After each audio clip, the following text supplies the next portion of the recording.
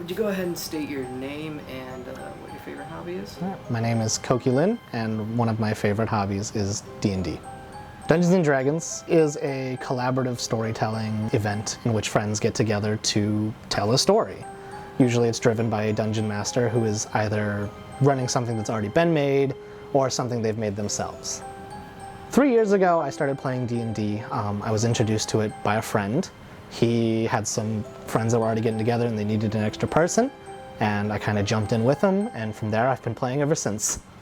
When I'm working on a game, specifically coming in as a dungeon master, I would say it's pretty therapeutic. You know, as a college student, it's hard to find time for yourself, but sitting down maybe for a couple hours a day just to type out something that you've been seeing in your head for a while really breathes life into an idea.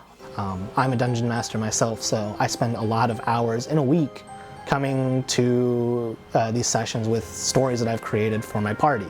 And a lot of it is getting to take the characters they've given me and to shape a world around them that they get to experience. Personally, Dungeons & Dragons has taught me, I guess, two different things. The first one comes from being a dungeon master, and what it's taught me is leadership, really is what it is. When you're creating these stories, you're setting a path or a goal for the people you're playing with. You give objectives, you cater it towards them, and you slowly shift to see where the world is going. But as a player, it's taught me to cooperate with other people.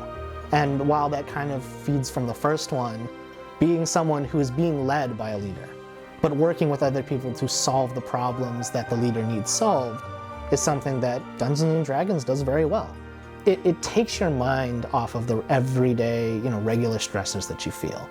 When you're writing these out, you're not thinking, oh, I have an assignment due, or, ooh, the final's coming up, or am I gonna be able to pay rent? You're thinking, how do I make this story? And are they going to enjoy it? And that in and of itself is just something you can't really pay for. It's just something you have to experience. Koki Lynn, thank you so much for your time. It's been a pleasure.